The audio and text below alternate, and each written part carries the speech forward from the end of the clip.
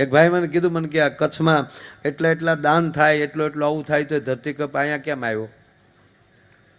પ્રશ્ન કર્યો હતો. મેં કીધું કસોટી હોનાની જ થાય, કથીરની ન થાય. કસોટી આપણી જ થાય સાહેબ, બીજાની ન થાય.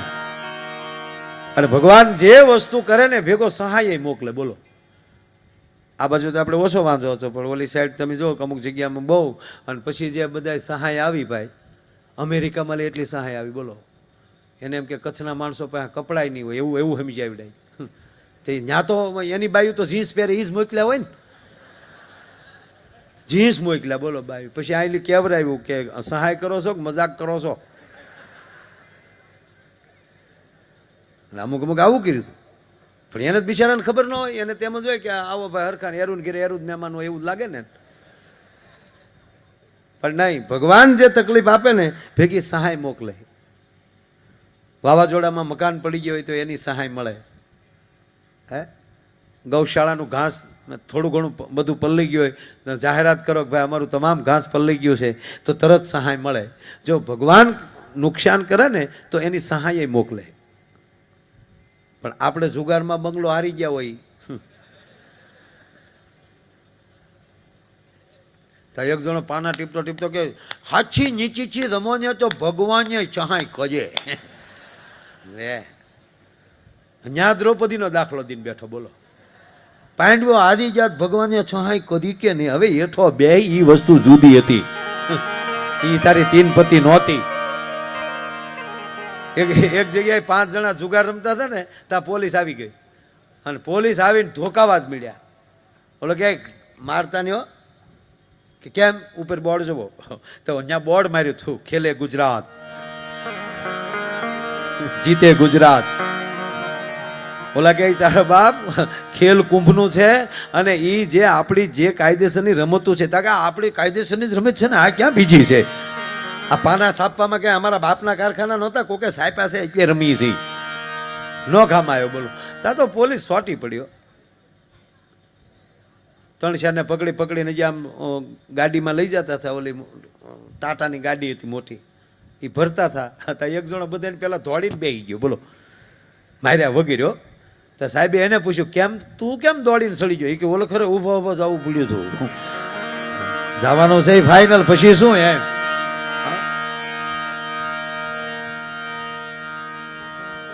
અને ત્રીજી વાત જો સ્વામીજી, આજ કારણ કે તમે હમણાં સતત મને સાંભળો છો એટલે મારે આમાં ઘણું ફેરવીને કહેવું પડશે. હમણાં સંતો ખરેખર હમણાં ખૂબ પ્રોગ્રામ મારે કરે છે. એમ થાય કે માયાભાઈ તો એનું એ જ ગુબ આવે. પણ હું એટલે કહું ને, હું 100% કોશિશ કરીશ. અને આવે મજા ને, આમ કાંઈક આપણે નવું કહે તોય મજા આવે. એક ભાઈ એટલા બધા નારાયણભાઈ હરખમાં હતા ને, તો કોકે પૂછ્યું કેમ એટલા બધા હરખમાં છો? એ કે અમારા આખા ઘરના સંગીત સાથે બહુ પ્રેમ. અને તમારા ભાભી છે ને, એ કે 2 મહિનાથી વાયોલિન શીખે છે. વાયોલિન વાળા સ્વામી ક્યાં ગયા? નથી ને? હા, ના બેઠા છે. એ કે એ ભાઈ એવું કીધું, મારા પત્ની 2 વર્ષથી વાયોલિન શીખે છે. તો 2 વર્ષથી શીખે છે, કેટલે પહોંચ્યું? એ કે 2 વર્ષે એને હમણાં ખબર પડી કે આ ફૂગથી નથી વાગતું.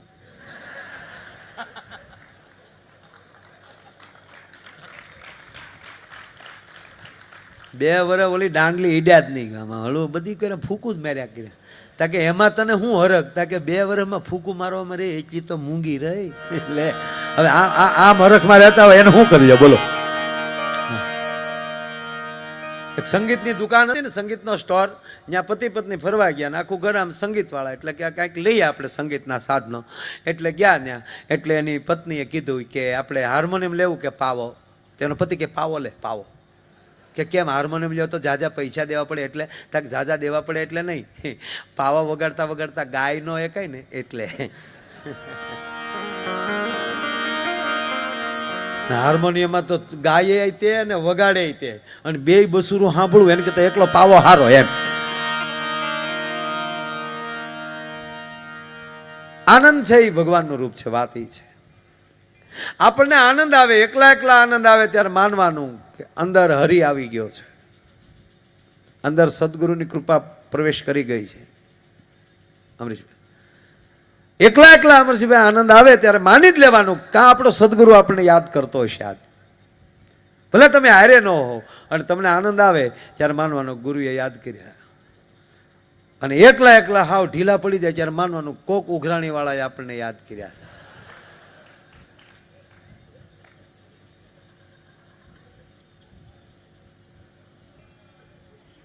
હકીકત. અને એકલા એકલા ક્રોધ આવે ત્યારે માનવાનું, અમથે અમથો અંદર ક્રોધ આવે ત્યારે માનવાનું અંદર કાંઈક હરામ વિચાર આવ્યો છે. અને સદગુરુ પાસે માગો ને તો એટલું જ માગજો કે મારા બાપ, અમે સદાય આનંદમાં રહી અને અમારી પાસે એવા કામ તમે કરાવો કે તમે કાયમ અમને યાદ કરતા રહ્યો તો અમને અંદર ઓટોમેટિક આનંદ આવ્યા કરે ભલામણ.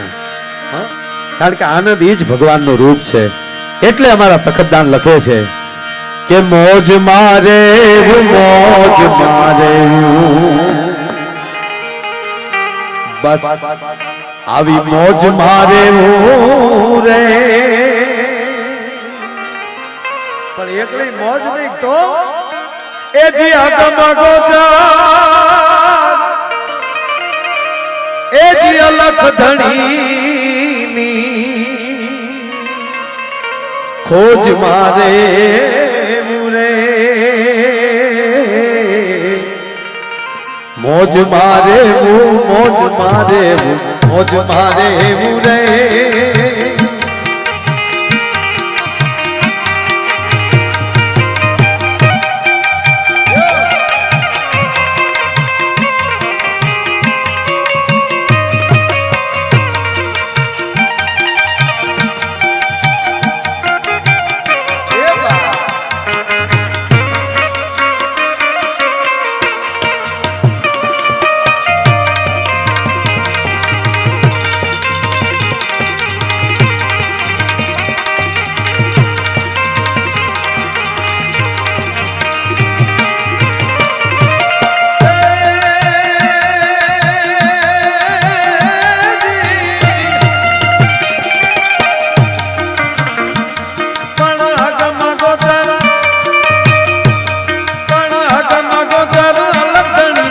મોજ મારે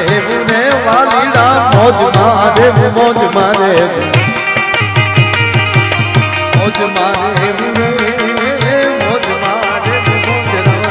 મોજ મારે. જો ભાઈ ભગવાન કૃષ્ણ રાસ રમતા હોય ને તો ફરતી ગોપીયું છે, ભગવાન વચ્ચે છે. આપણે ભગવાન સુધી પોગવા આવીએ ને ત્યાં વચ્ચે ગોપીઓ આવી જાય.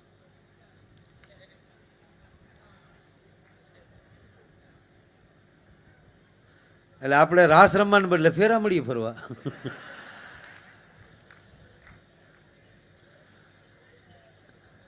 અને પછી એવો આખી જિંદગી રાસ હાલે.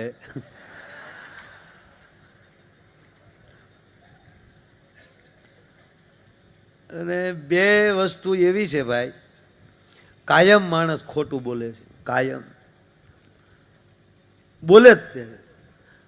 પેલી વાત કહું, બેનો કાયમ બોલતા. આપણે કાંઈક કોઈ એક પૂછ્યું હોય ને કે એટલું તો શું કે મારે તાર ભાઈને પૂછવું તો પડે હો, આ સાચું છે? મારે તાર ભાઈને પૂછ્યા વગર મારે તને આ ન પડાય ભાઈ. અને એક પુરુષ એમ કે આપણે કાંઈ બાયુને પૂછવું ન પડે હો ભાઈ. આ બે હાવ ખોટા છે, આ બે શબ્દો. પણ એ બધી વસ્તુ એક બાજુ મૂકીને સાથે સત્સંગ કરશો ને તો આ પ્રશ્ન જ નહીં આવે. ભલામણા જે આખો પરિવાર જે સાથે સત્સંગ કરતો હશે એને આ પ્રશ્ન નહીં આવે. અને ત્રીજી વાત, આપણે એમ કહીએ કે ભાઈ આવું કરીએ તો પાપ થાય, આમ કરીએ તો પુણ્ય થાય. જો આ રસ્તા તો બે છે જ. હમણાં જ અમે લક્ષ્મણ બાપા ભાઈ અમે જમતા હતા ત્યારે અમારા વાસુરભાઈ સૈડા ને બધા બેઠા ત્યારે મેં એક વાત કરી કે એક દરબાર શિકાર કરવા જતા હતા, નામ હતું વજયસંગ બાપુ. એ શિકારે જતા હતા, ઘોડા ઉપર પોતે છે, આગળ મૃગલો છે, અને મૃગલો એટલો બધો દોડ્યો જાય છે જંગલમાં. એમાં બે રસ્તા આવે છે, એ બે રસ્તામાં ક્યાં રસ્તે મૃગલો વયો ગયો એ ખબર ન રહી અને ઘોડું ઊભું રાખ્યું. ન્યાય એક કવિરાજ ઊભા હતા. એ કવિને પ્રશ્ન એને પૂછ્યું કે કવિરાજ, હમણાં અહીંથી મૃગલો પસાર થયો તો એ ક્યાં રસ્તે ગયો, મને કહેશો? કવિ ગામડાના કવિ હતા, એને ખબર નહોતું આ કોણ છે. કે બાપ આપ કોણ છો? ધકો મહારાજ વજેસંગ છું. ઓ, તમે શિકારે ચડ્યા એમ? જો અહીંયા બે કેળા છે. પાપ કરતો પાછો ફર, ક્યાંક ધર્મ કરવા જા.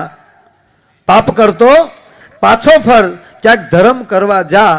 આના કેળા બે વજા, હવે ફાવે ન્યા જા. જે કેળે મૃગલે ગયો છે એ પાપનો કેળો છે, અને જે રસ્તો સીધે સીધો તારા ઘીરે વયો જાય છે એ પુણ્યનો કેળો છે. અને કહેવાય ગયો કે એ તીરકામઠાને ભાંગી નાખ્યું હતું. અને એટલું નહીં, પણ તેથી એમ કહેવાય રાજાએ હુકમ કરી નાખ્યો હતો કે મારા 18 પાદરમાં કોઈ દી શિકાર ન થવો જોઈએ. ભલા માણસ ખૂબ માર્ગદર્શક મળી જાય. આપણે રસ્તે બોર્ડ જોઈએ છીએ, બોર્ડ પણ સદગુરુ છે. ક્યાં જવું છે? વ્રજવાણી એરા દેખાડતા જાય. એના એરે એરે પોગી જાવ ને તોય અહીંયા પોગી. પણ આપણે એમ કે પત્રનો બોર્ડ ને શું ખબર પડે? જવા ગયો તો ધોળા વીરા આવે, માયા વીરા નો આવે.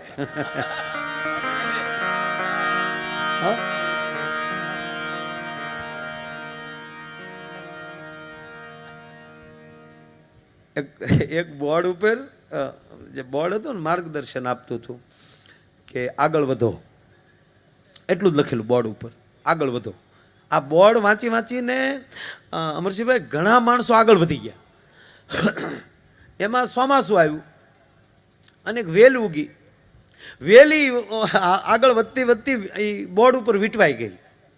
એ વીંટળાઈ ગઈ ને, વીંટળાઈ ગઈ એટલે બોર્ડે વેલને કીધું કે વેલબેન હટી જાઓ. કે કેમ? એ કે તમે વીંટળાઈ ગયો છો ને, મને બીજા વાંચી નથી શકતા. એટલે વેલે કીધું કે આવો વારો તારો તારે ન કરાય. કે કેમ? તા કે હું વાંચીને જ આગળ વધી શકું.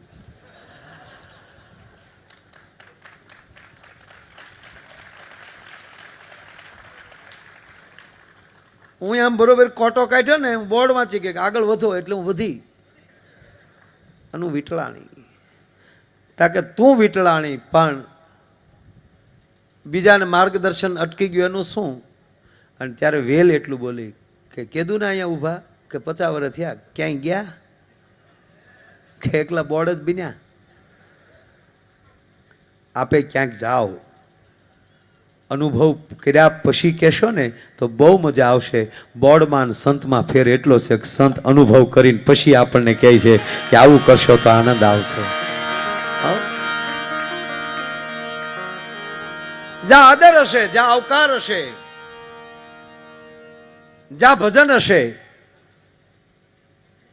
એ ઓટોમેટિક આ ધરતીમાં આનંદ આવશે.